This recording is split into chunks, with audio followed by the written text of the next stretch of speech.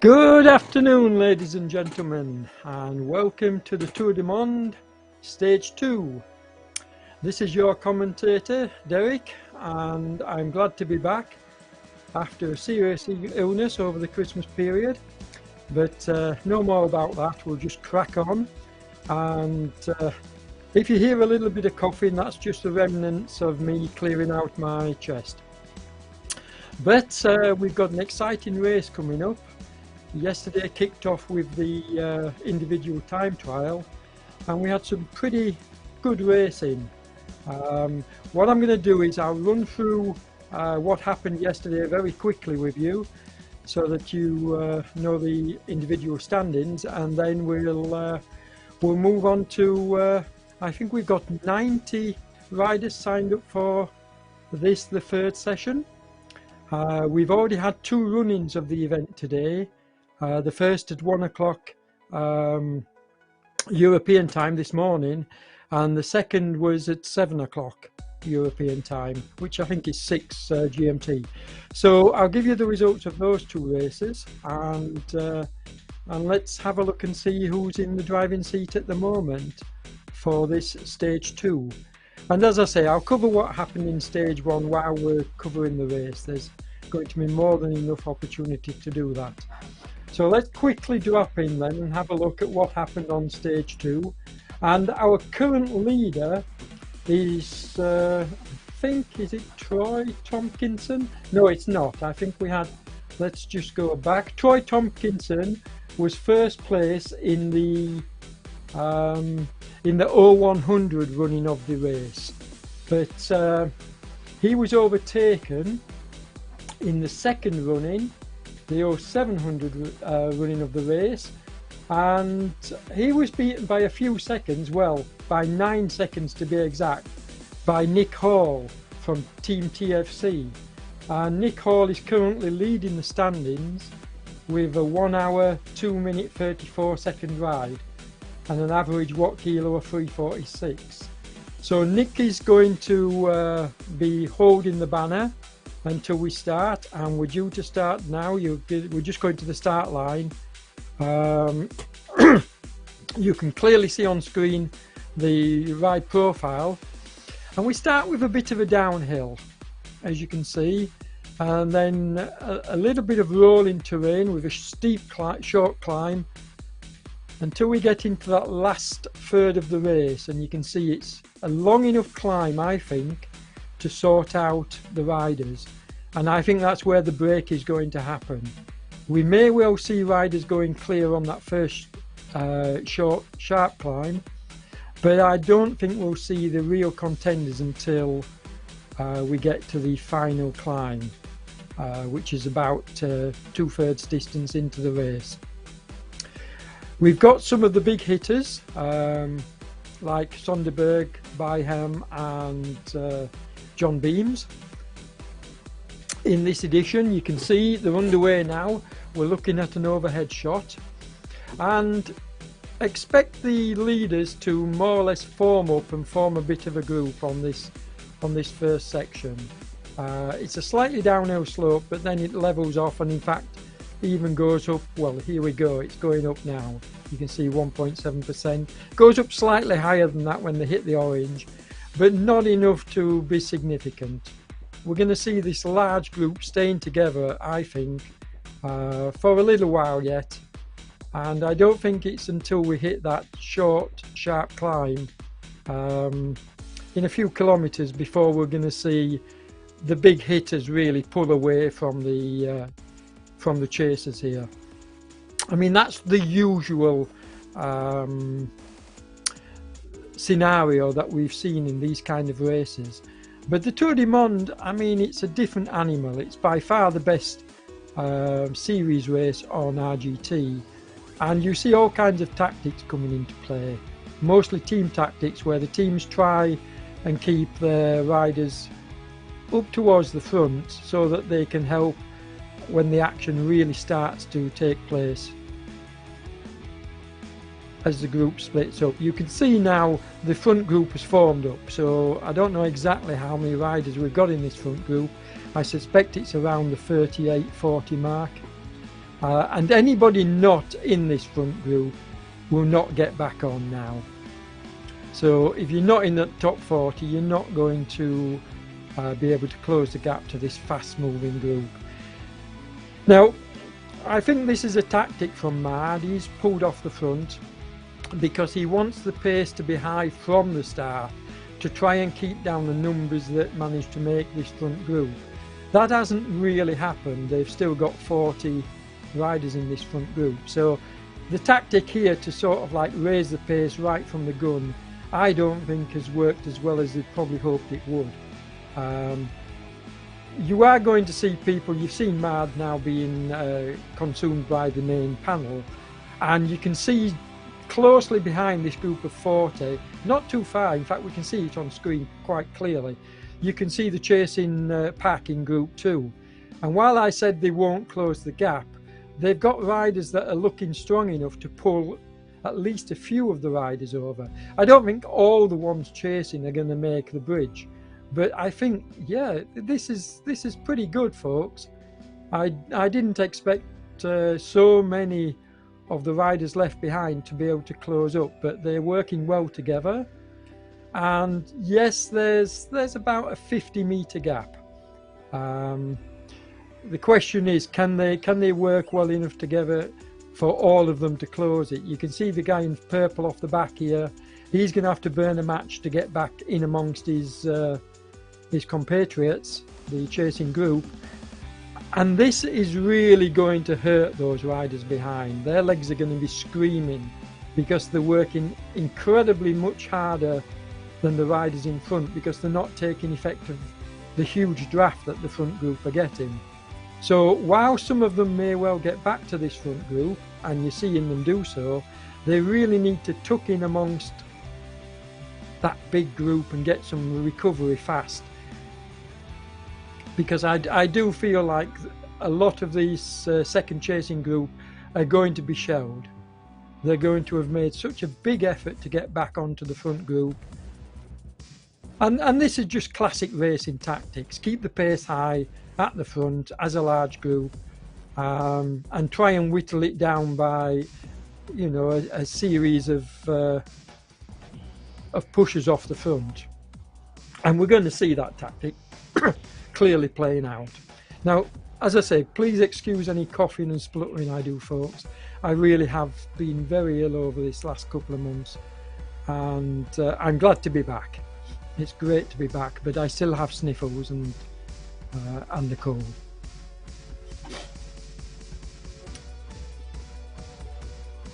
So the chasing group have done very well. You've got these two riders, Akulla and Placido. They've dropped to 48, 49, 50. Stuart Hall in 50th here, with another rider, and I'm surprised there to see Sonderby dropped off the main group. That is a big surprise to me. Very strong rider, and he's obviously been caught napping, because you wouldn't expect a rider of his class to have been dropped at this early stage. And these riders here, there's some good riders amongst this group. So I think what's happened is perhaps some of the riders just didn't expect the pace to be so high from the off and were caught unawares, just more or less trying to find their legs. But there's no time for that when it's a downhill start.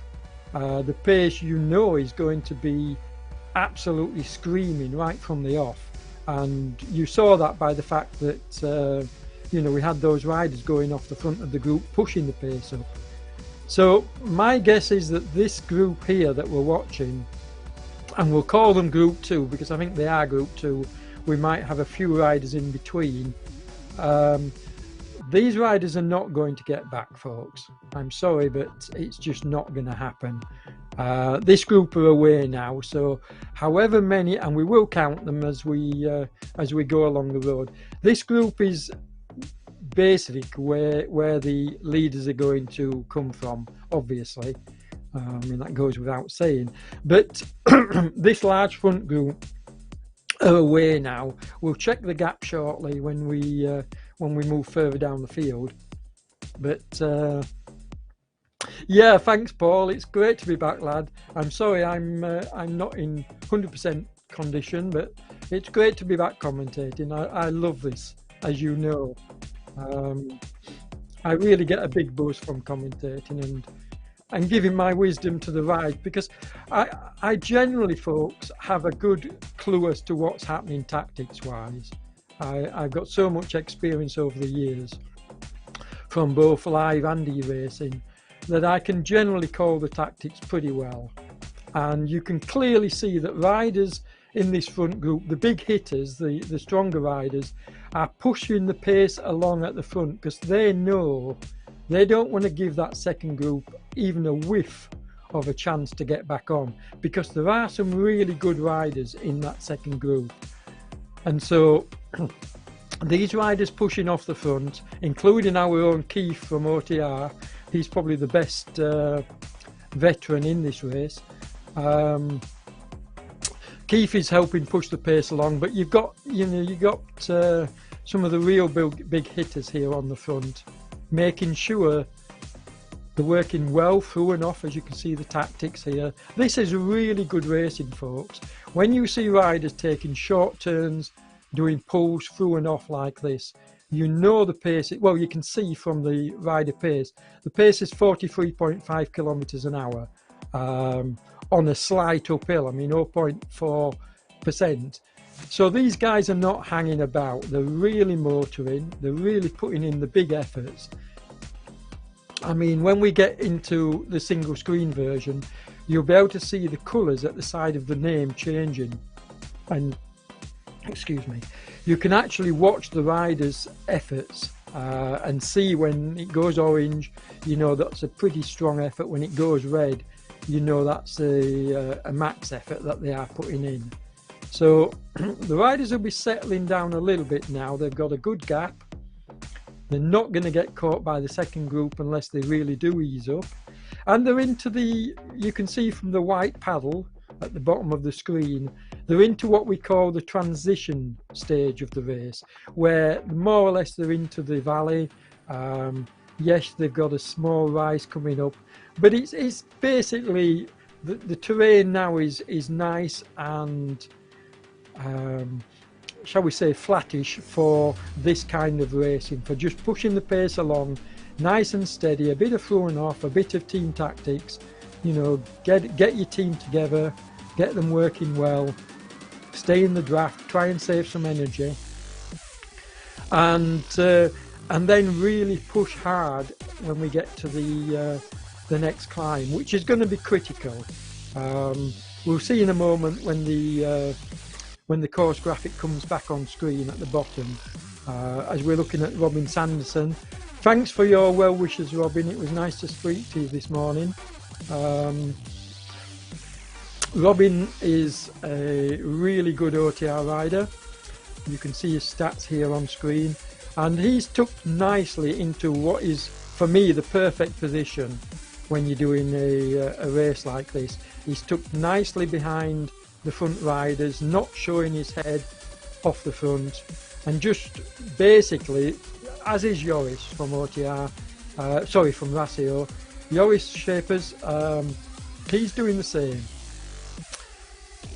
It's the perfect position to be in, just off the front, but close enough to watch for anybody trying to break, you know, in case 3 or 4 riders decide they want to break off the front. As we can see here, we've got Soderberg and Mad. Now, Mad is one of the stronger riders in this edition of the race, the third running of this race today.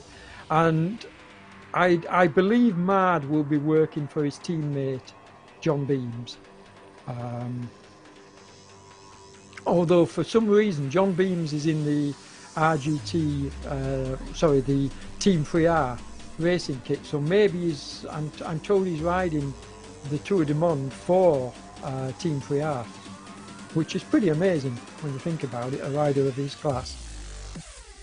And Mad, I think, will be just trying to keep the pace high to make sure that this front group is kept more or less together. Now, I've just seen Nick Greenhow.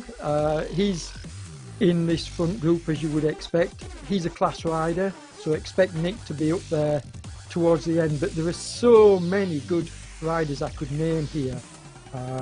So I'm not going to try and, I mean, it's not fair to try and just pick out a few, but when I do, as I said, there's some really classy riders here, including Byam, Clive Byam, Daniel Schock here. But there are really, in my mind, only 3 or 4 contenders for the win today, and that's not doing a disservice to others. That's just I know who the stronger riders are, because I've covered racing on RGT long enough now to know who the contenders on this kind of a stage are going to be. And the great thing about the Tour de Monde is you can follow the stages and you can say, okay, well, he's the favourite today, but he definitely might not be the favourite tomorrow when the terrain changes. I think this kick up towards the end of today's stage and then the downhill is going to suit a particular type of rider, but we'll call that later in the race. I'll tell you who I think is going to win today's race later on. For the time being, we've got various riders pushing along at the front. We've got Phillips and Greenhalgh working together from Rassio along with Rowbottom. So, you know, Rassio Racing have got a good group here towards the front, and in fact Parks as well.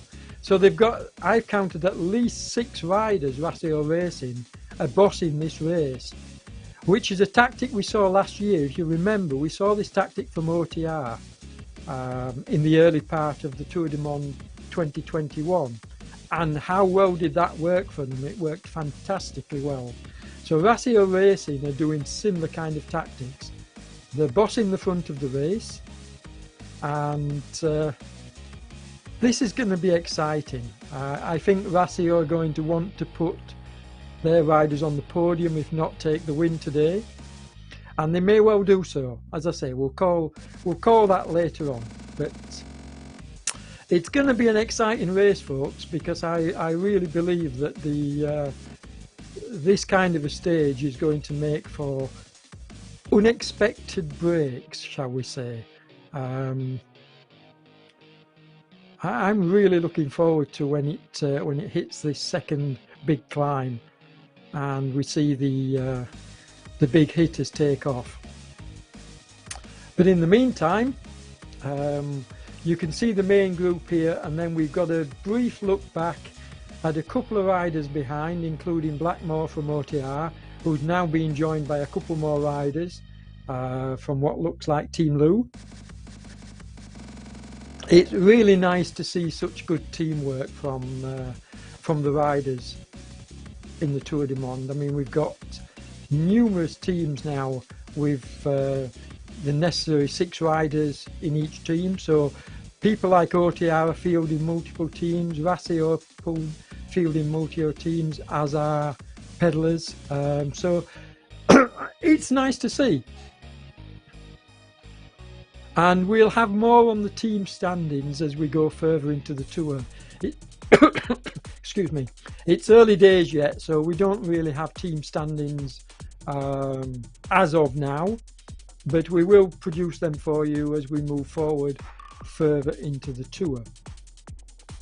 Individual standings, as I say, I'm going to go through those once this race settles down a bit, and I'll do that during, you can clearly see on the profile, once they get over this short sharp climb and onto the plateaus of after the second short climb, I'll then give you the results of day 1. I don't want to break away from the action at the moment, because this is what I expected to see. Somebody like Mard pushing off the front, trying to break up the peloton. And I think he will do it. I think he will pull a few riders off the front of this group. If not on this short climb, then certainly on the next one. Excuse me. And yes, I'm going to have to take a drink of water, so just bear with me a moment, folks.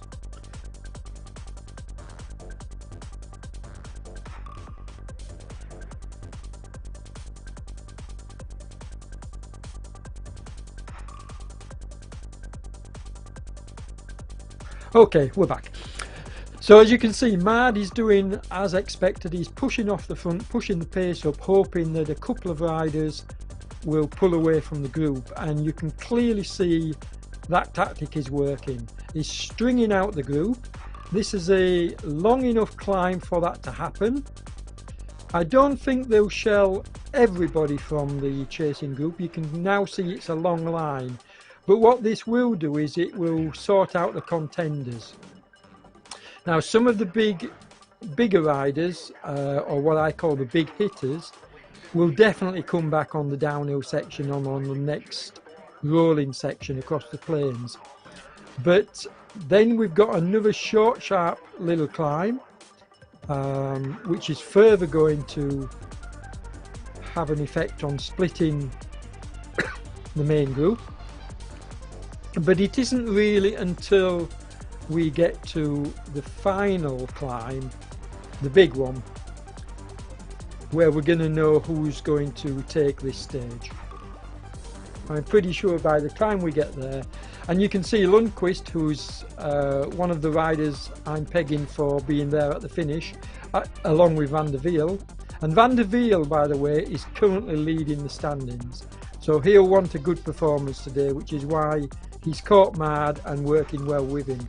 Now, if these three riders, Lundqvist, although they've left Lundqvist in the wake, he needs to chase and get on. But if these three riders could get, shall we say, a 200-metre gap going into that second short climb, the fact that they are good climbers, they could well open up a significant enough gap to stay away. So we'll watch this gap. It's currently about 140 metres. Maybe a little bit less, 100 metres. So they've got 100 metres at the moment. Now, if they can grow that to 200 metres, I think that's going to be enough to take them into that final climb, and they would stay ahead. So we'll see if my tactics play out, whether that works, or whether John Beams and his fellow riders can close this gap. The fact that Mad is in this front group from Pedalers and Robin's having turbo problems is telling me. Sorry to hear that, Robin. I'll check up on you later, mate, but I hope you get it sorted. Yeah, so my feeling is that Lundqvist is struggling to hold on to Mad and Van der Wiel, who I feel are the two stronger riders in this trio, and they're proving that. But Lundqvist is very canny. He will try and do the drafting. He will try and stay with them. But Van der Wiel and Mad, I think, are just a slight class above Lundqvist. He's a very good rider, but I would expect him to get dropped, to be honest. We'll see what happens. And as Paul Nicholls, you can clearly see on screen, Paul Nicholls is our resident Magic Roads guru. He's the one that usually does a lot of the OTR Magic Roads, but our, shall we say, second guru and amazing, road builder is Samir from Samir's Magic Roads. And Samir, he did last year's Tour de Monde, and I have to say it's probably the best race I've covered on RGT by a long shot. And he's done the same this year. He's done the roads for the Tour de Monde 2022, and we've yet to see what he's got in store for us, but if looking at what we've seen already is anything to go by, it's going to be a treat, folks. Samir doesn't do poor roads. I've ridden a lot of his roads, I've commentated on a lot of them, and they're just stunning. They're superb. So these three are managing to stay together. Lundqvist, I'm a little bit concerned that he's constantly having to burn matches, pulling back to these two, and that he's going to pay for that. He's going to pay for that towards the next climb. This short, sharp climb may well see him not be able to stay with these two up the front, but we'll see what happens. I hope he does. The more the merrier at the front for me, in terms of excitement levels, because I'd rather see a couple of 2 or 3 riders than just one solo rider go off the front. Makes it a little bit more exciting, and in fact I'm really hoping that these riders shooting off the front now will get caught, but we're not really going to know that until we get over this next rise and see what kind of a lead they've got. I said about 200 metres, and if they carry 200 metres into that final climb, they're not going to get caught. So we'll see what happens.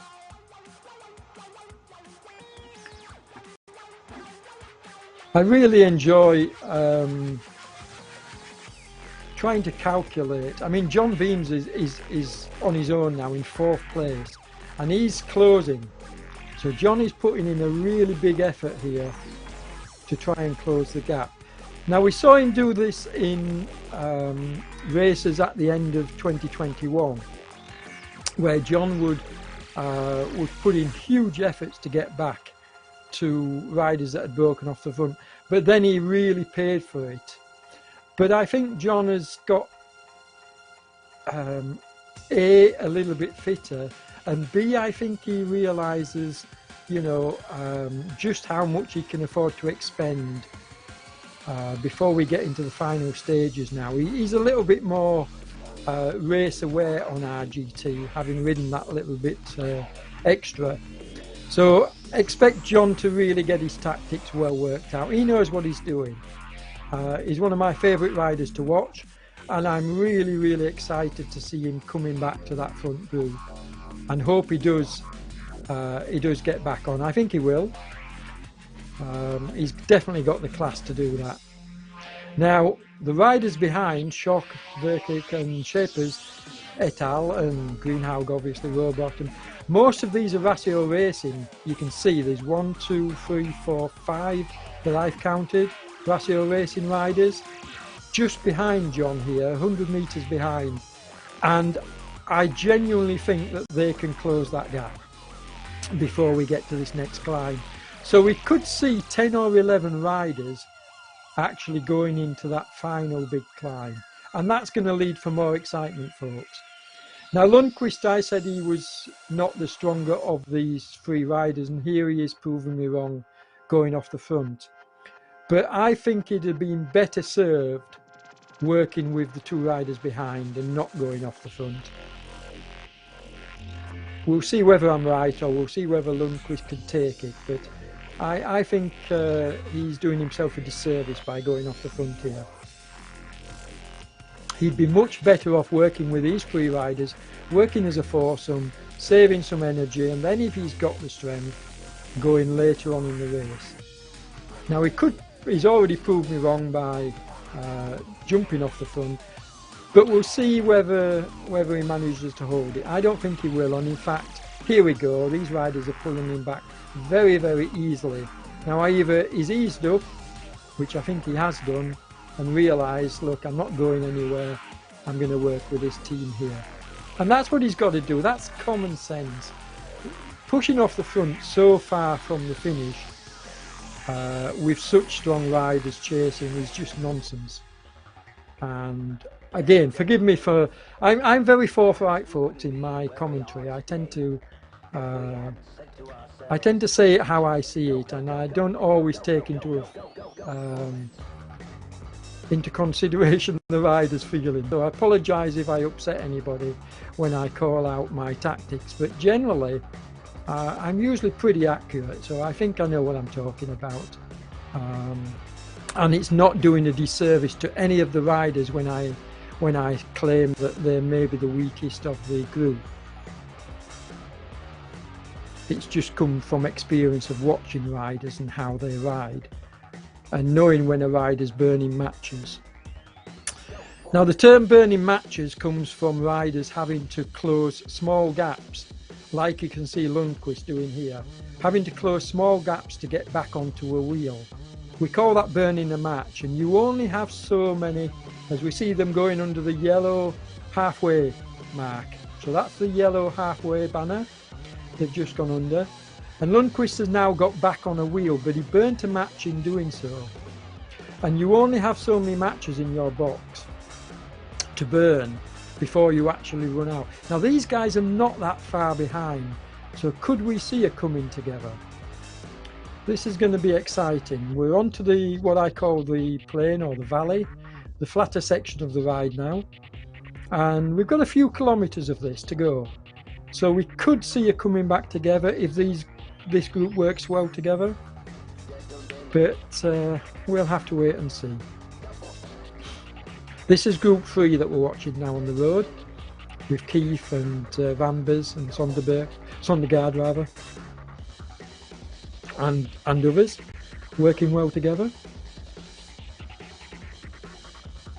And then we're working his way further down the field to watch the riders further behind. And generally what we tend to do on the ZMS feeds is we generally tend to watch all the riders coming to the finish, so we usually stay with the racing unless there are riders that are a long way behind at the end. And then, in fairness to both the commentators and to Damon, who's putting out these live streams, it's not really fair to expect them to stick around you know, for really long periods of time if they've got another broadcast, which I know Damon has. Damon's doing another series this evening, so and I possibly am going to try and ride a little bit of this stage tonight, but to be honest, I was hoping to ride the whole Tour du Monde, various stages at my own speed, which would be slow, but I don't think I'm even well enough to do that at the moment. So maybe I have to wait a little bit longer before I start thinking about racing again. As we watch riders further back in the field, forming small groups. And that's the correct tactic. Makes no sense on this kind of a course where you've got so much flat terrain to ride as a solo rider in between riders. Try and get yourself into a small group and stay together. Now it's nice to see our 4 riders are still together, all 4 of them. Lundqvist is doing his part, and Van der Wiel is pushing along the pace on the front. Now, as race leader overall, Van der Wiel obviously may well be the strongest rider of this group, but I think John Beams and Mard and Lundqvist might have something to say about that. I mean, Lundqvist, while I called him, I think he's going to pay for his efforts early on, but if he doesn't, he's certainly been a race winner and stage winner in the past. So he's got the pedigree to take this one if the others are inattentive and allow him to jump off the front. So they've got to watch him, but I think they've got his measure.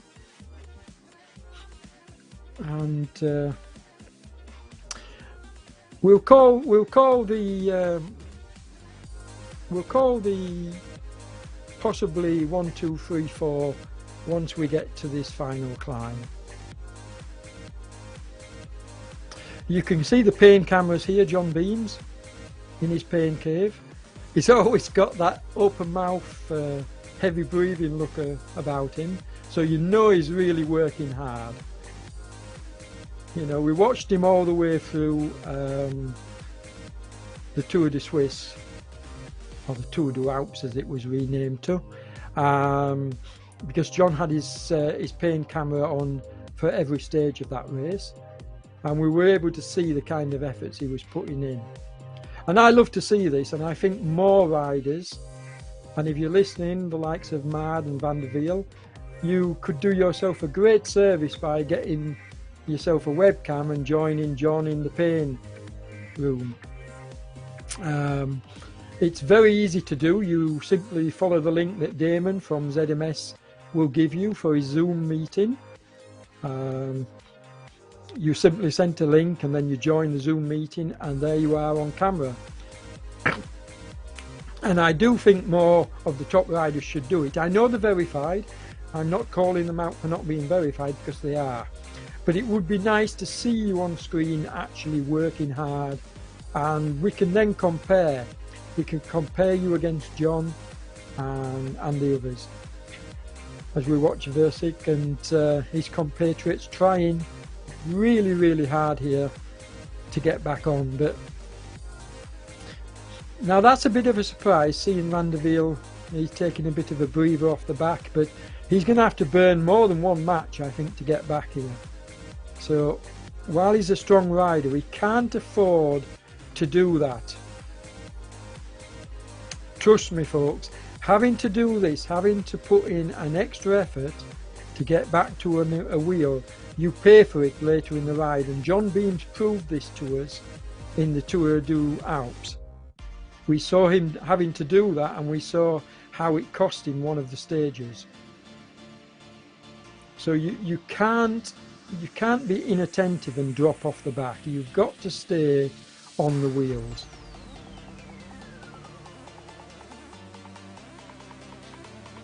But we're very quickly going to arrive at what I think is going to be the determining point of this race. These four riders, make no mistake now, I was really hoping that Solly, Rowbottom, Shapers and his friends would close the gap. They got it down to about 200 metres, but then because Lundqvist jumped off the front to up the pace, and because then the rest of the guys were chasing and up in the pace, Mad did his turn, I think it was fair to say that they upped the pace and the following riders were unable to match it.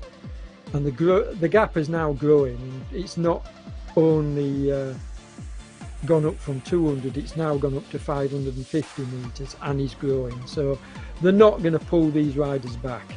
Even the climbers in Group 2 are not going to pull back a significant time on these four riders up the front. So our leader and winner is going to come from these four.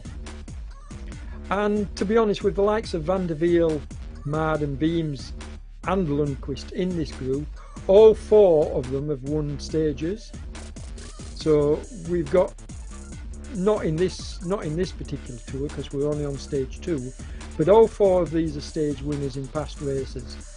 So we're going to see quite a good battle here between these. Who's going to prove to be the strongest? Well, we know that Mad is around about the same level when it comes to the climbs as John. I think that would be fair to say. Van der Wiel, we know he's a very good climber.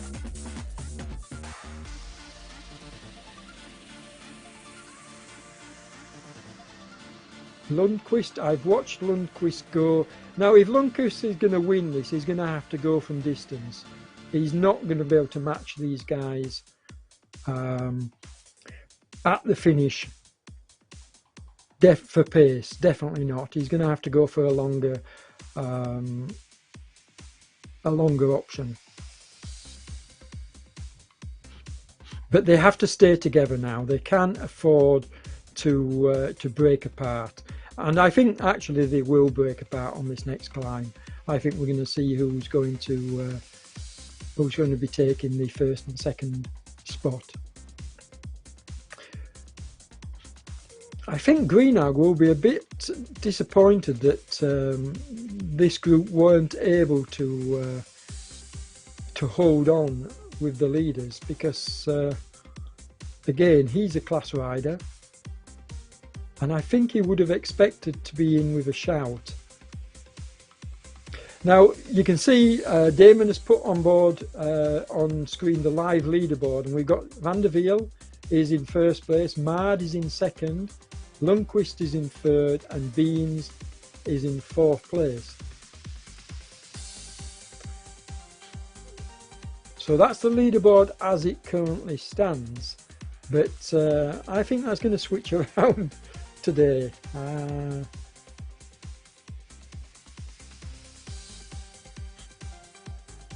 Samut, now he's a good rider. I've covered him quite a few times. But this group, they're basically working for their own race placings now. They're definitely not going to get back on, and they'll know that as well as anybody else. So my guess is that this group will work together until they get to the climb, and then possibly see who's the strongest among them and try and sort out the minor places.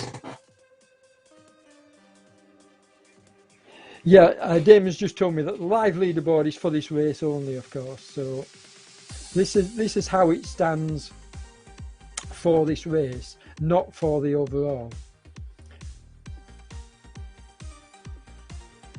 My apologies there. I was assuming it was, but of course you can clearly see that the positions are changing places with John taking over the lead. But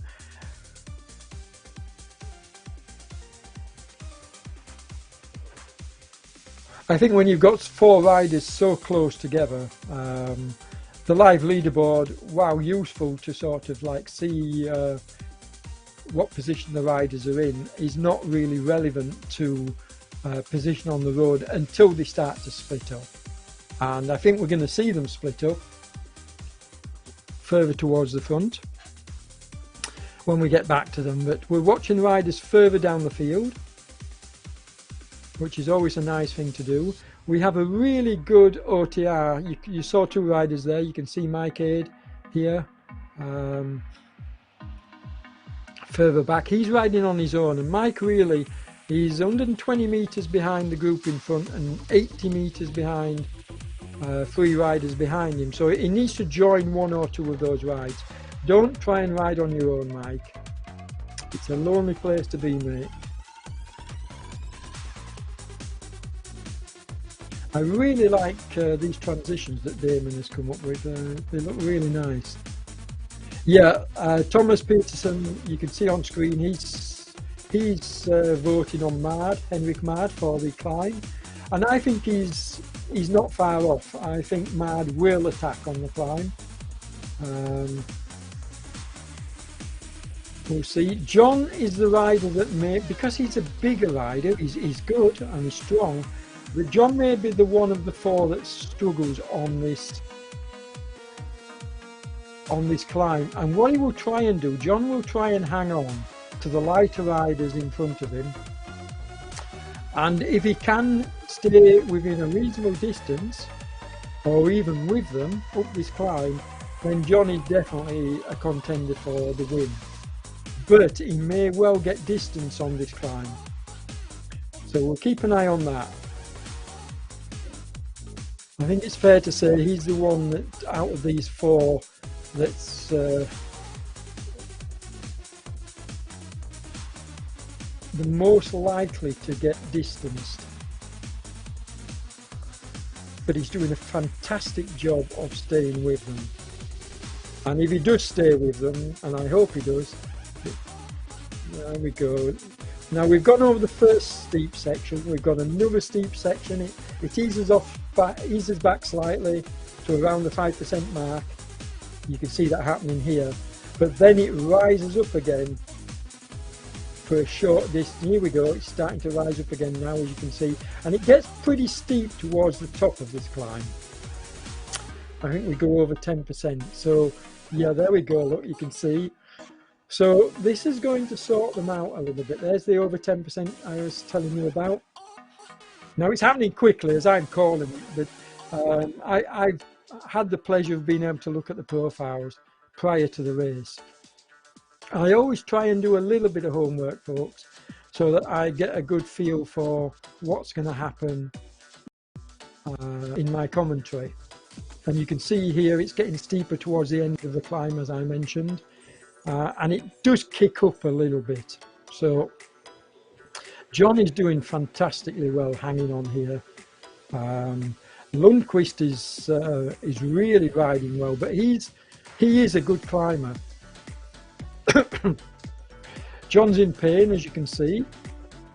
We got Clive. Now Clive's further back in the field, no less in pain, but hiding it well. But John is really you can actually see the pain on his face. Excuse me, and how, you know, how much of a struggle this is for him. And as I say, riders, please consider joining the Zoom pain room, because it really gives us an insight into the kind of efforts you're putting in, and it's good to see. We love to see riders doing this. John's struggling to get enough air in. I know that feeling.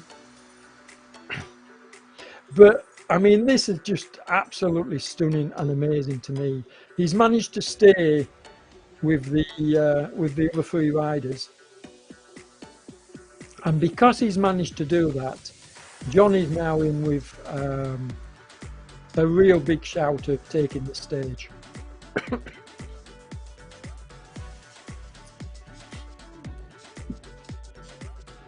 The question is, is he going to pay for it? Is he going to, he's had to put in a supreme effort to stay with these riders. Are they all going to be together to the finish? There's a short, sharp climb just towards the end, and my feeling is that won't suit John. I do think that he'll catch the two riders in front along with Mard, so I think the four will come back together. But I think that short, sharp kick at the end of this stage, and when we get back to seeing the profile, you'll see what I mean. There you go. So look at the very, very end of the profile. You can see that red section, and it's only very short. It's only probably less than a kilometre, but that's going to be enough for the true specialists to kick on and get a gap, and I do believe John will get dropped there. And I'm sad to say that, because I'd love to see John take this stage, but I don't think he will. I think they'll get back to these two riders in front on this section, so they'll come back together, but I don't think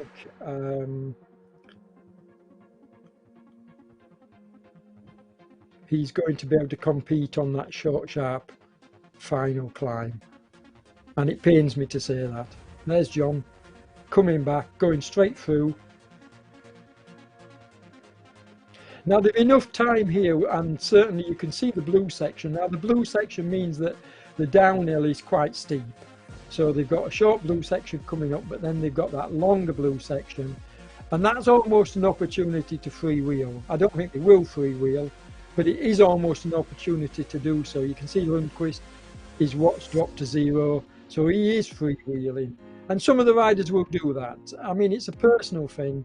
I personally, depends on the situation, tend to freewheel quite a lot, which is why I fall well behind. But some riders will pedal through and keep the pace up. But it's a chance to get recovery now. John's still pushing out 4+ watts, so he's working really, really hard. But I think he'll recover on the blue section and get back some of his karma, some of his energy. But will it be enough to get up that final spike? Now I'm going to call Van der Wiel as once again the winner today. I just think he's looked, even though he had to burn that match that I called earlier on, maybe more than one, he has looked probably the strongest of these these four riders. But Mard is doing a wonderful job here, pushing the pace along on the front. But again, I don't think this is a valid tactic. I think this is just wasting energy. He's not going to leave behind those three riders in front.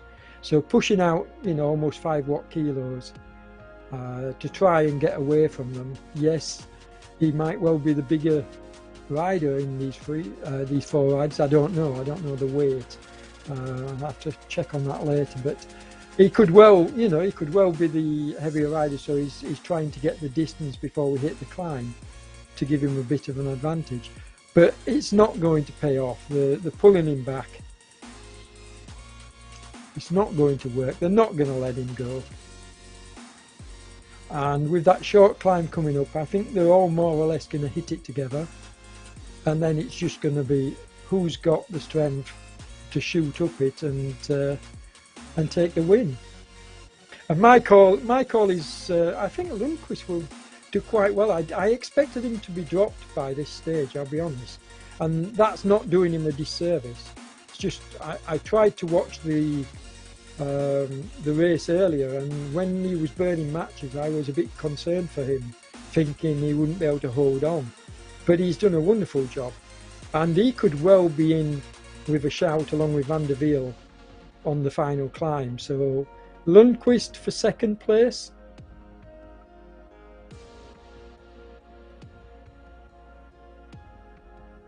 I mean, Mad is doing really well at holding him off out at the front here with John behind, but it's not. I don't see it happening. I don't see it working. If Mad does take a 100-meter gap into the final climb, then yes, there's no reason why, because it's such a short, sharp one, there's no reason why he couldn't scream over the top. But I don't think he'll have 100 meters by the time we get to the climb. Yeah, as Christoph Contant says, splendid, Henrik. And this is nice to see. It's great to see riders prepared to go for it. I mean, Henrik knows what he's doing here. He knows that, you know, if this doesn't come off, he's probably going to finish towards the end of these four riders at the end of the stage. So this has to come off for him. Now, another scenario is if John Beams joined him, but that's not going to happen. What I was going to say is if John Beams joined him and they were able to get a gap, but that's not going to happen because you can see Van der Wiel and Lundqvist have now closed up on John, who's closed up on Mad. So my prediction that it's all going to come together towards the bottom of the climb is going to, I think, prove true. All these four riders are going to be together. And they're going to approach the bottom of that climb together, and then it's just going to be an all-out. What's everybody got left?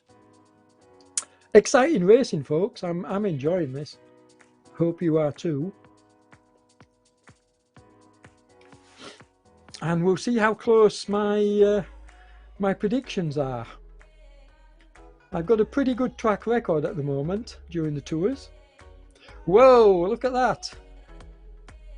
These riders are trying to sort out their positions and placings, because obviously they're fighting for 5th, 6th, 7th, 8th, 9th and 10th, these riders. That's how many you've got in this group. So we've got 5th to 10th place battling it out here, and this is going to be an exciting race as well.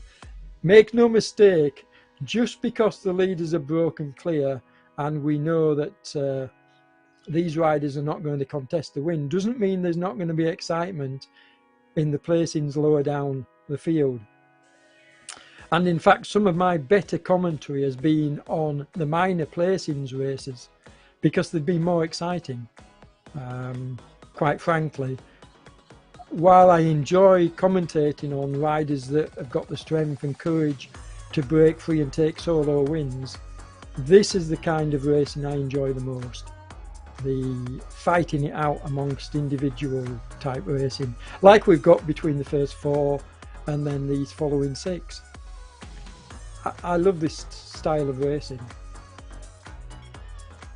It's always nice to see a strong solo rider, but it's even nicer to see a strong group approaching the finish. And who's your money on out of these riders? Well, we'll come back to that later. We'll analyse this group a little bit later. We're going to be going back to the front group, I'm sure, pretty soon, because that's bound to be getting exciting. Yeah, here we go. Now you can see that they're putting in above threshold efforts here to try and sort it out before we get to that final kick.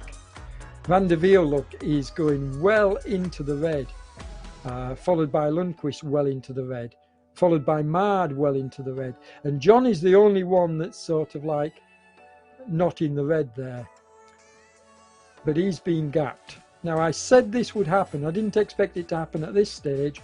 I did expect it to happen on the kicker. John might get back to them for the beginning of the kicker climb at the end, but he's not going to be able to compete. And he won't mind me saying that. He's a slightly bigger rider. As you can see, he's a tall fellow. And he's more of a great all-rounder than a true climber. So the climbers are going to have the advantage here, as it's proving to be the case. As we go under the 1 kilometre to go banner. So this final kicker was less than a kilometre, as I said, and Van der Wiel is now making his break. And he's made his break just before the climb, but here we go. Now on this climb, expect to see his figures going well into the red once he actually hits the climb proper. And this climb goes to well above the 10% margin. You see the gradient pick up and increase, but Van der Wiel has pulled clear. Lundqvist currently in second with Mard in third. Now this is the order that I called it. Let's see whether this is the order that it finishes or whether Mard can actually overtake Lundqvist. But and I'm not going to say I told you so, folks, but it just I'm usually pretty good at calling the tactics, and it looks like this time, with only 350 meters to go, I got it right. The question is, can Mard and Lundqvist fight it out? Because John's gonna have to settle for fourth place, and I say settle. That's maybe a bit of an unkind word, but John won't mind me saying, I don't think he would have expected to compete at the end of this kind of a stage with that short, sharp kicker. He'd know as well as anybody else his goal was to try and stay with them, but that he wouldn't be in with a shout at the end, if he's honest to himself, and I'm sure John is.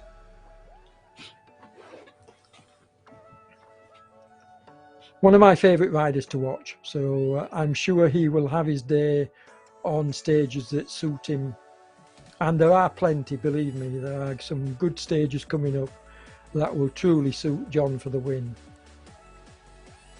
Van der Wiel is a good climber, but he's also a good all-round rider.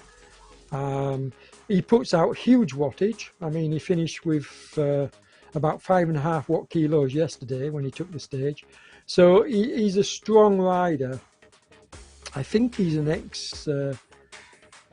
I could be wrong, but I'll check up on that for the next race. But he takes the win. As he goes over the line, Van der Wiel takes first place. Mard is going to set my prediction slightly by taking second. I think, given the work he's put in, Mard probably deserves this, because he's out of the four, he's probably put in the most work. Lundqvist taking third place rather than second, I predicted, so I got first right anyway, and John Beam's taking fourth. Now then, the excitement is going to be building for these guys behind. We can see that Solly is trying to break away from them. He's got a 10-meter gap, but I think the others might have something to say about that. Once we watch John coming over the line, there we go. Now we're going to go to the riders behind. Now Solly has got a 15-meter gap, yep, and you can see the riders behind. Can he hold it? I told you it got steep, folks, 16.4%. I said it kicked up towards the end. So this is pretty amazing. And look at the finishing time, 54 minutes 40 seconds. Now that's a good 8 minutes faster than the previous best time. So an amazing turnaround, a lot faster than I expected. I thought we'd be looking at 56s. So 54, that's awesomely impressive riding. And I think we are going to see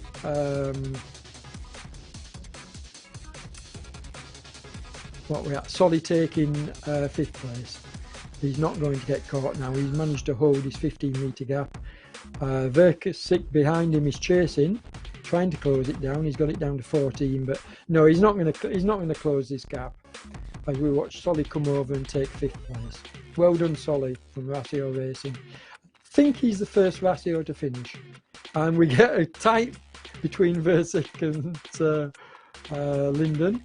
So I think Linden just got it. Shapers, and then Greenhow coming over the line. Yep, and then Daniel Shock, our OTR guy. Well done, Daniel. Isifor from Moon Riders. They've got very distinctive green and white shirts, as you can see. Nice to see him.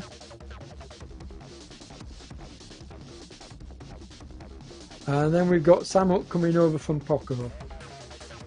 He's wearing I think he's wearing the GB jersey. And Stevens, Vesper. So we've got a lot of riders coming close together here. But this was the staging group, if you remember. Sondergaard, Keith, senior veteran, coming in. Good ride from Keith. Rowbottom from Rassio, another good ride. Peter Brookvarvel from OTR, my teammate, another good ride. Well done, folks. Olsen, the Dane. Now, I've seen Olsen putting in some really good performances previously, so it's nice to see him going into the red to finish here. As we watch John and Clive's still on the road, obviously. We haven't seen Clive coming in yet, but he'll just be trying to keep it going. John Beams, you could see sitting up there, having done his warm down. As we watch 19th place Olsen coming over the line. Now we should have quite a few riders close together, between the 20s and 30s, I'm hoping. As you can clearly see now, the top 10 on the screen. Now we've got 3R riders coming over, Tobin and Newton. It's nice to see 3R putting in team members into this tour. They had a very poor turnout in the previous tour, the Tour du Alps. So to see them in force in the Tour du Monde. Now this is another one of my favourite riders, Van Bers. A little bit surprised to see that he got dropped away from the main groups, but Van Bers, again, slightly larger rider, won't mind me saying that. He will have his day, believe me. He's a class rider, and my guess is the hills did it for Van Bers, and he will have his day when it comes onto the more rolling sections. Now here we're watching Roy. Rocket Roy Neild. Now Rocket Roy has a webcam. We've seen him doing it in previous editions. So if you're listening to me, Rocket Roy, get that webcam and get in the Zoom room. Parks from Rassio Racing coming over. We just saw a Kolu prior to him coming over the line. So Rassio Racing has a really good turnout in this race, which is nice to see. You can see that on screen now we have 11th to 20th place showing on screen. Well, 11th to 19th. Parks comes in 25th. And two riders slightly behind him, Edge and was it Russell? No, Russell's on his way now. I can't call every name, folks. You can clearly see them yourselves on screen. So because they're arriving so quickly, one after the other at times. We don't have any really large groups to come in. We've just got ones and twos and small groups of 3 or 4 happening. I don't think we've got any really large groups left to come in. But we do have a lot of riders still out on the road. I think we had more than 90 on the start line. I'll check on that a little bit later.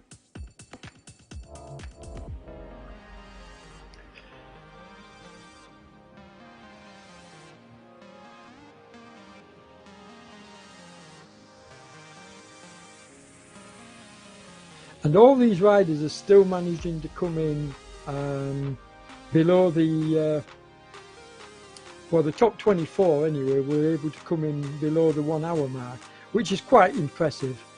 Didn't expect so many riders to crack the 1 hour mark. Soderbergh, another good rider who I think we'll see more of on the more rolling, flatter sections. We've covered him quite extensively in the past. Fuan, I've seen him a few times. And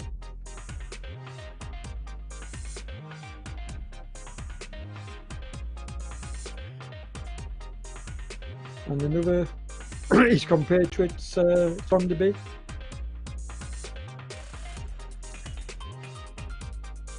I once covered a race where the Danes were by far and away the majority of the riders in the race, and it wasn't a Danish race, so they do turn out in force, which is really nice to see. And I think We Bicycle is coming in, but then we've got our own Mike Aid from OTR. Now Mike rode a lot of this, there he is, all on his own, look, and he rode a lot of this race on his own in what we call no man's land, between groups. And something which I would have tried to have joined up with other riders on the road, but maybe Mike, you know, he likes riding on his own. It's hard work though, when you have to, you know, when you're not taking advantage of drafting, or you're not, you don't have teammates or other riders around you. I think it's a lot harder. So kudos to Mike for doing that. And then behind Mike, we have the second webcam that we saw. We have Clive Byham. Now Clive is well known for doing that ridiculous challenge he did.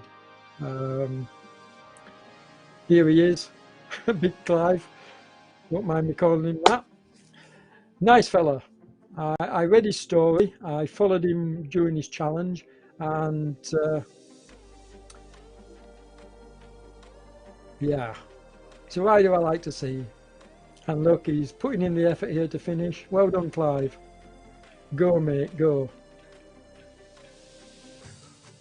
Nearly there, fella. Nearly there. Here he is. Look, he's out of the saddle, trying to just get that last place. Look, he's just trying to catch Sorensen. Can he do it? Can he catch Sorensen before? No, Sorensen's going to take him. Oh, he'll be a bit disappointed with that, but I'm sure Clive is happy with his placing. He's done a good ride. Look at the effort. Yeah, well done, mate. I love these webcams, folks. Please, riders, come on, consider getting one. They're very easy to do, very easy to hook up, very easy to get on this stream so that we can show you pain. So watch the Who from the Netherlands, which is currently where I'm at, broadcasting from.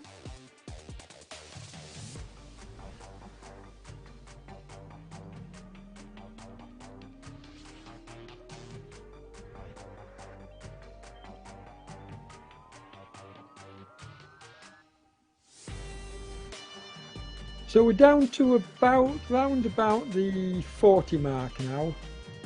We've had 40 riders coming in. You can see the top 30 on screen. There's a little bit of lag between getting the rider's position over the line and actually putting the riders on screen, but we will show all the results. 1 to 90 I think we've got today. Let me find out whether are we staying with the action to all the fin. Let's just find out if we.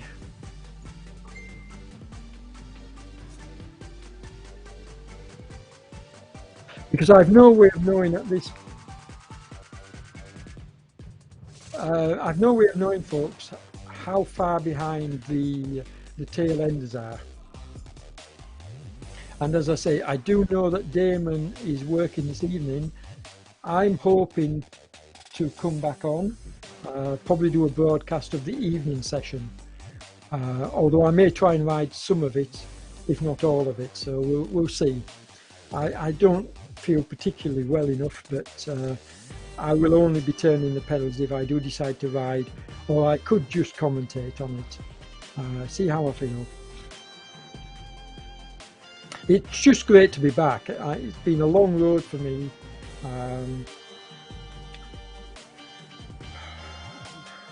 At one point it was touch and go with the illness, and yeah, I'm just glad to be here and glad to be back doing commentary. So thanks everybody for your well wishes. Very, very much appreciated, believe me. Helped me out of a deep hole.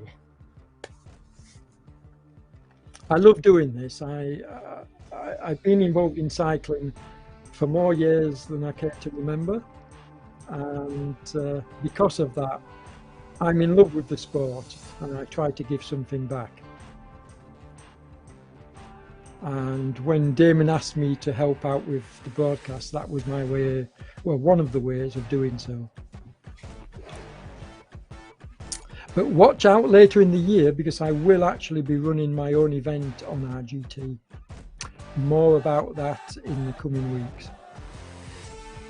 Yep, OTR with another great performance, Paul. But what else would you expect? You know, class team. But now we get to watch the pain of the latter riders coming in. And yes, thanks Daniel. Where were you today? Didn't see you. We watched Davidson coming over the line.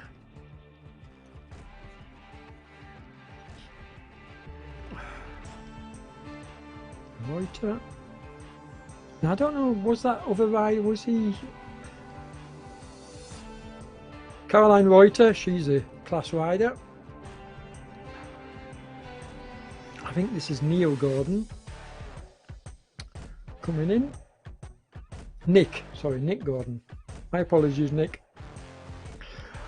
Yeah, I've got a very poor memory, folks, when it comes to names. I never forget a face, but when it comes to names, I struggle. So if I haven't got them written down, which at the moment I haven't, I generally don't remember, unless they're regulars. Adrian and Gordon smashing it for OTR. Yeah. Well, class riders, Paul.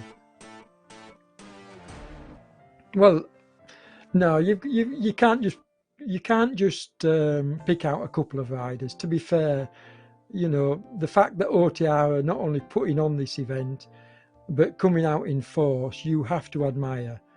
I mean, they're just, I think it's fabulous that not only can OTR put on the best events on RGT, but we also can put out teams in force.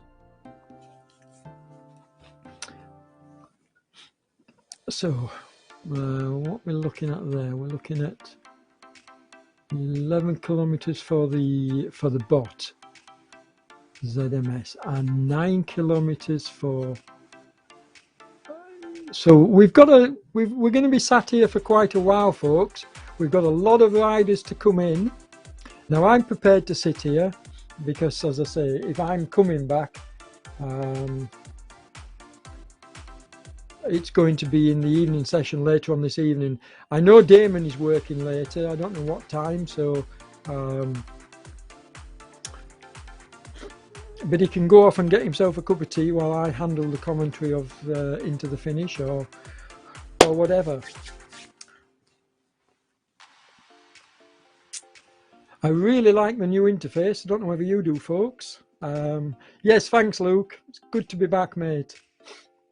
Yes, I really like what ZMS have done with the interface. They've tweaked it. I like the multi-camera views. I mean, this is my favorite view, where we can see the profile on the bottom of the screen.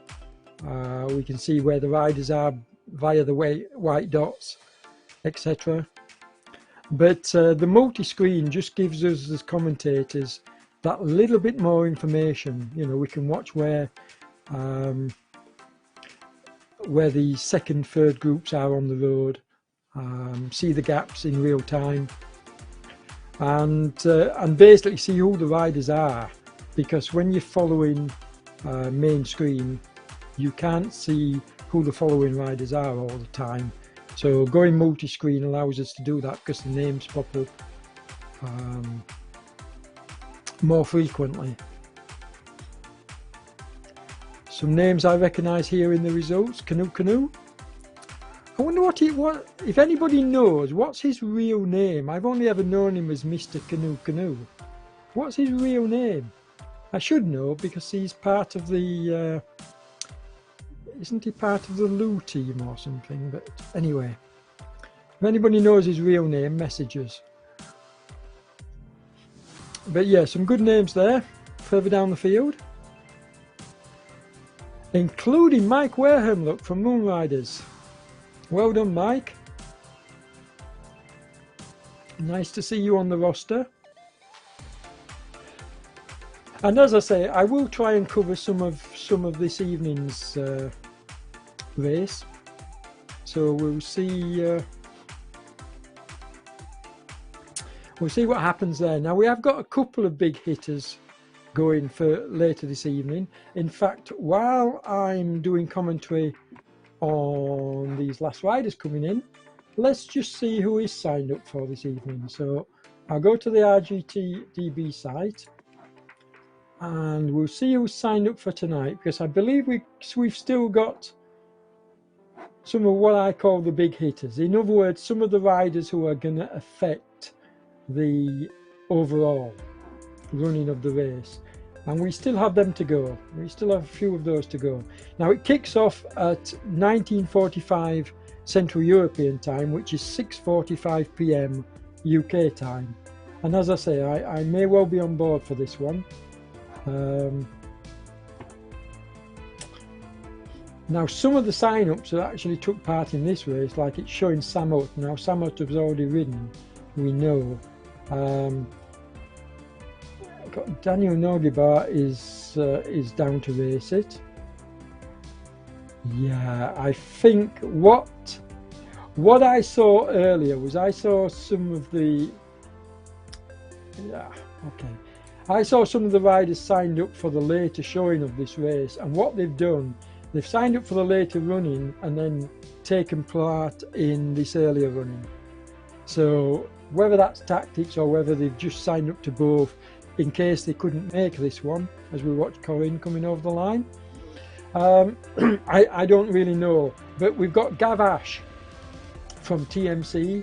He's down to ride this evening. Jim Ogov is going to ride this evening. I'm only mentioning a few folks. I can't call every rider out, but they're two notable riders that are going to be riding later on this evening. I think our own Paul Nichols is going to ride this evening. Daniel Neugebauer is going to ride this evening. Yeah, so, but I think some of the riders who I saw signed up for this evening have actually ridden today. So, including Isifor was down to ride this evening, but he's already ridden as well.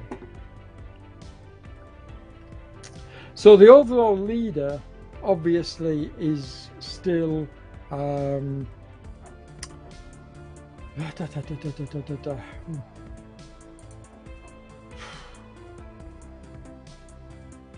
der Wiel, of course.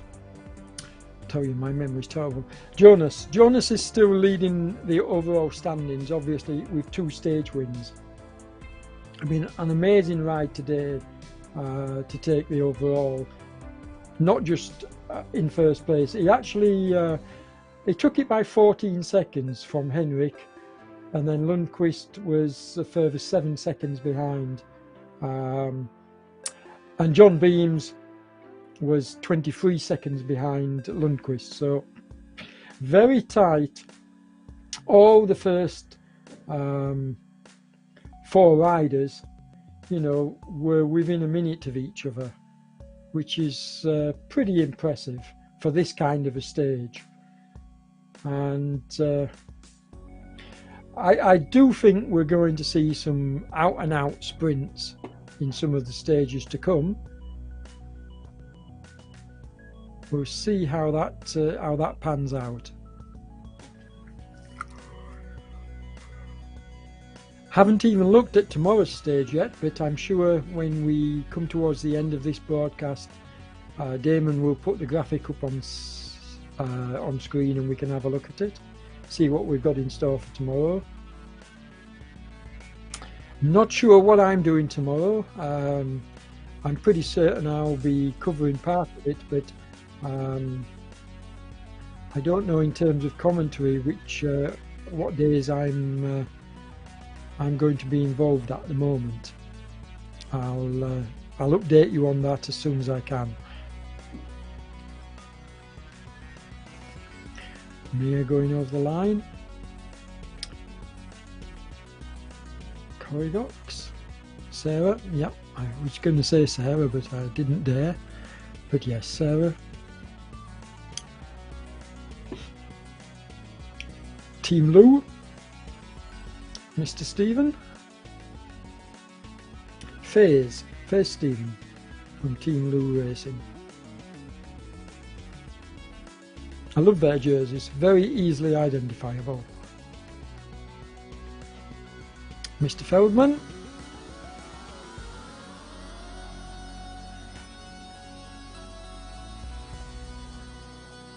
Going into the red, as you can see, to finish. It's a bit cruel having an 11.4% slope, like, 80 metres from the finish, but hey. We got used to that with Paul Nicholls, and it seems Samir is cut from the same cloth. Paul Nicholls actually got the nickname Cruella because of his the cruel routes he was putting us through during the Tour de Alps. He doesn't do easy, and it looks like Samir's taken a page from his book. Although I think Samir has been at it for a little bit longer than Paul. Could be wrong. Now we've already seen, as we're watching Stephen Selman, now he's coming towards the finish, so we're almost finished here, folks. I didn't realise we were so close to the finish, but obviously I was looking at the ZMS cameras, and of course they don't ride the full course. So my mistake, we're not going to be hanging around that much longer, only a few more minutes.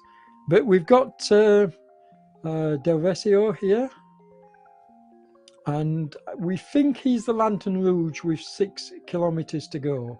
So yeah, maybe another 10 minutes or so. And I don't mind hanging around. I love to see the tail enders coming in.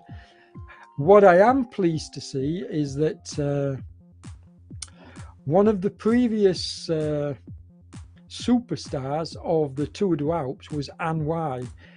Now, why do I call her one of the superstars? Well, Anne was Lantern Rouge in the Tour, and yet finished every single stage.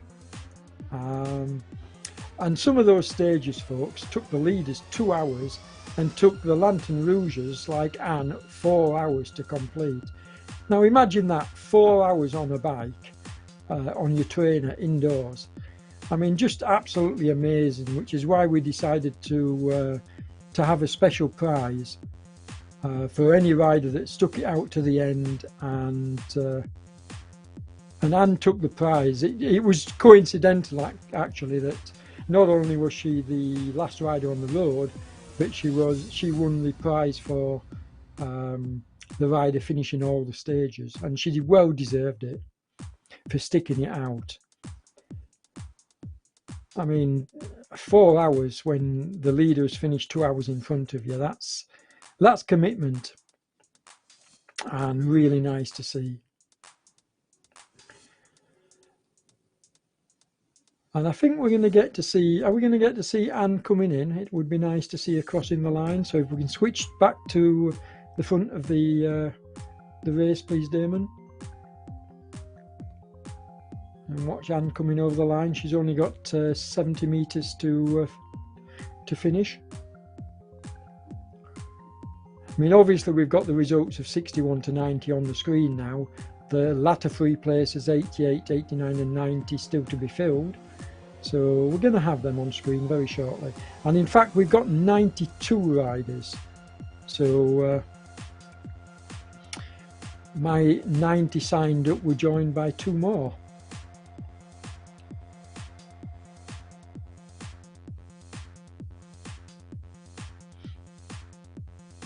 And Damon must be having a cup of tea, otherwise he'd have switched back to the front to watch Anne coming over the line.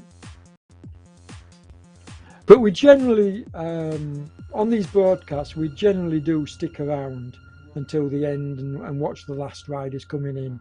And I've already opined on this many times. We like to do that because we believe that the riders deserve equal coverage. So now this is the last rider on the road, but can we switch to the front? And here we go. So we're going to watch Selman coming into the finish now. He's just got 180 metres to do. Then we'll catch Anne Y coming to the finish. Then Jansen, Zigzag, and the final rider who you saw running around that downhill section, Del Vesio. So well done, Del Vesio. You covered that final 9 kilometres. Well, you've done 6 of the 9 very quickly. Mind you, it was downhill. I haven't said that, but yes, you've done well. Excellent riding. So here you can see that we're showing the live results on the screen. And what a good result for Keith from OTR in 16th place there. I mean, Keith, the reason why I keep mentioning Keith is because he's not far off my age, and I'm no spring chicken, but he's a really competitive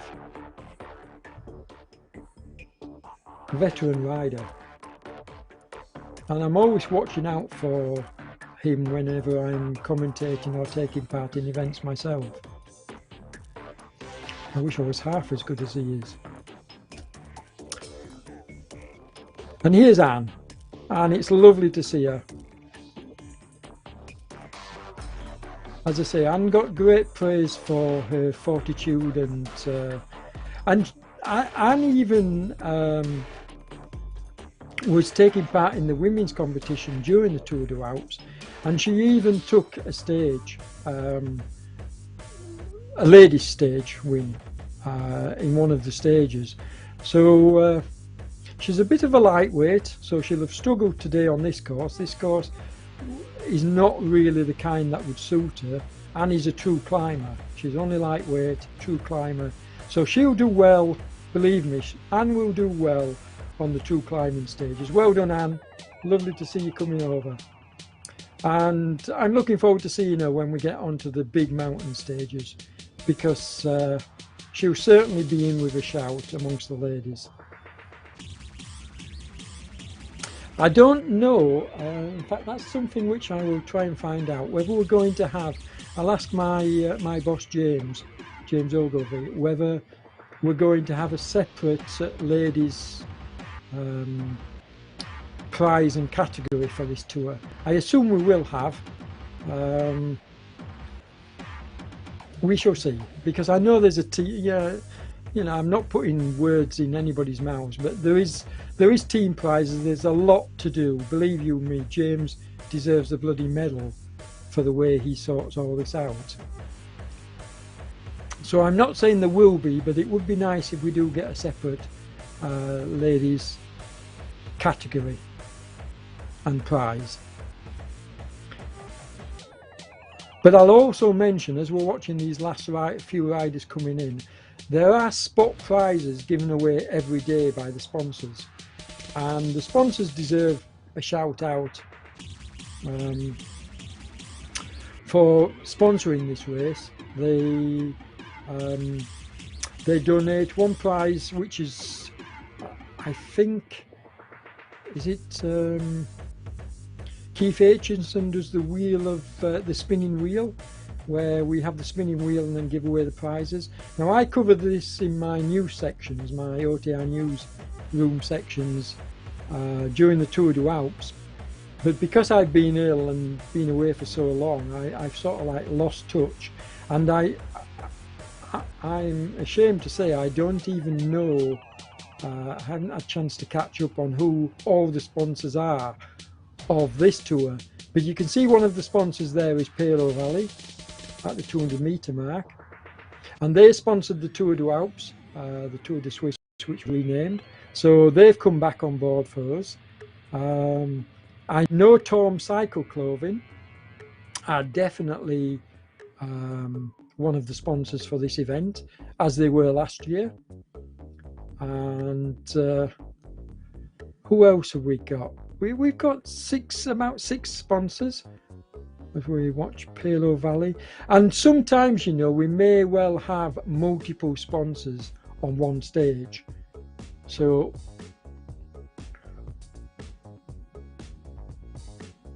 when I say multiple sponsors, we may have more than one prize to give away. That's a possibility. I'll get more up to speed as I speak with my colleagues during the tour and as I continue my coverage. But this is my first day back. This is my first broadcast in a couple of months, and it's been hard work, folks, even getting to this point. So you'll have to forgive me if I haven't done my homework and managed to catch up yet. But it seems, I would guess that, judging by the number of banners, Palo Valley are going to be the sponsors of today's stage. I think I can safely say that. And so the prize will probably be announced later by Keith, which will be done online. Yeah. And Damon's just agreeing with me that sponsors are shown on the banners. So yeah, and obviously we will call out the sponsors, and my own web feed, my own broadcasting will have the sponsors appearing up on screen at certain times during each broadcast as well. That's something which I do automatically. I get the icons and then I put them on screen. So we will do that. Now we've just got two more riders to come in, Zigzag and Delvesio from the States. So here's the German Zigzag. I'm guessing the A stands for Andreas. Could I be right? I don't know this rider. I don't think I've covered him before. New one on me. I think I'd remember a name like Zigzag even with my terrible memory. But I don't know if we've got any data on him.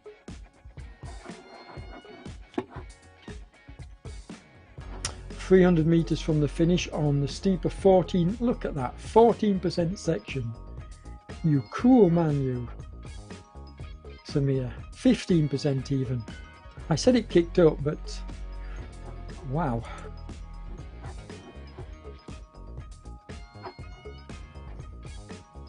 Let's see if we can find him.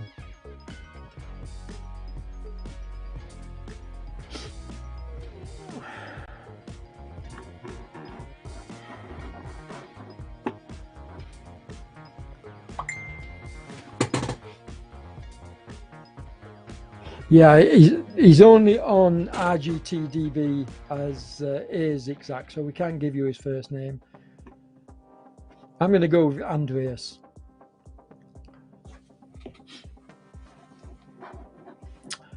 And that's almost a wrap, folks. Like I said, we'll wait for Delvesio, this rider, to come in. He's just got 400 meters of this awesome last climb to finish. And then we'll pull up the graphic for stage 3, Monday's stage, which I'm looking forward to. and then we'll wrap it up. We'll wrap up the session.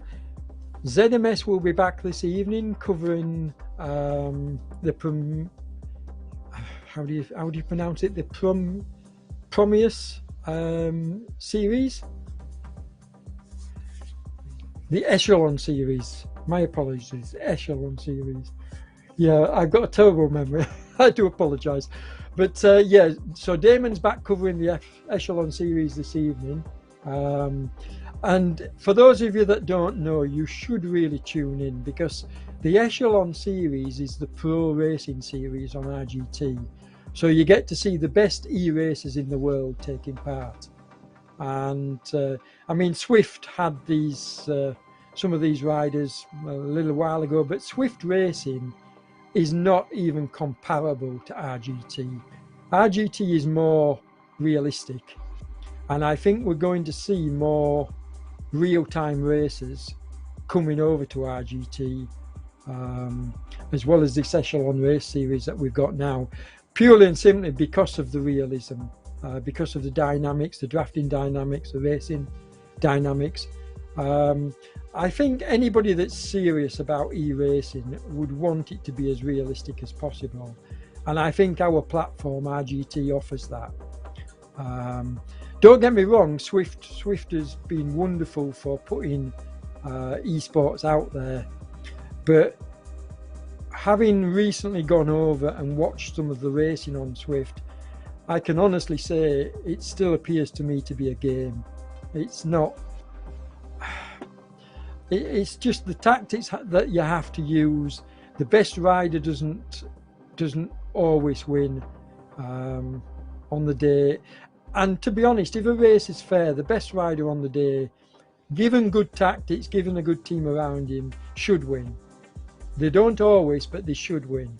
And that's why I love RGT, because RGT gives back to the better riders. Anyway, if you can, check it out. So it's the Racing League Pro Series taking place tonight. I'll get to time for you in a minute. But basically you can catch up if you go to the ZMS or the RGT News website. You'll find details of the whole series. Struggling with this last section, Delvisio. Going into the red, as you can see. So he's doing his best, is the lad, and this must be hurting. An hour and 34 minutes. Hopefully he can get there before the under the 1:35. He's got 30 seconds to cover 90 meters. Can he do it? I think he can. Come on, lad. And thanks everybody for tuning in and watching. I've really enjoyed coming back and covering this event. And you'll see more of me in the very near future.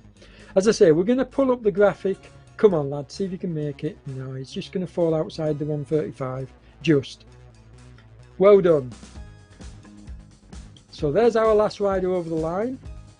And now we're going to pull up the graphic for the stage 3 tomorrow.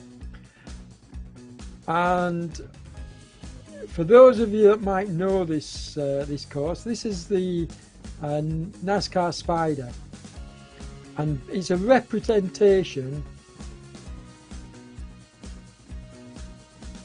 as you can see, of a 6-legged spider, where the racers get to ride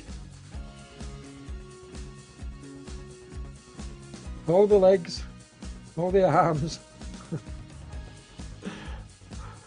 Now it's a longer stage, not very much elevation on it, only 132 meters in total, but it's a longer race, 57 kilometers, 58, call it 58 kilometers. And I think this is the kind of race that's going to suit the likes of John Beams and the larger riders. When I say larger, I don't necessarily mean in weight, although it will undoubtedly suit the riders, you know, the bigger, heavier riders, because they're going to be able to use their power on this kind of an event, and it's going to be exciting. I, for one, am really looking forward to it. So I don't know who's doing the commentary tomorrow.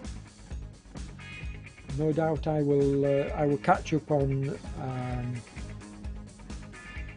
the series and who's doing what in the very near future. But because I've been away, obviously I haven't been party to all the negotiations, and we'll see what's left. So thanks again, folks. Take care, stay safe, and we'll catch you in the next one. Bye for now.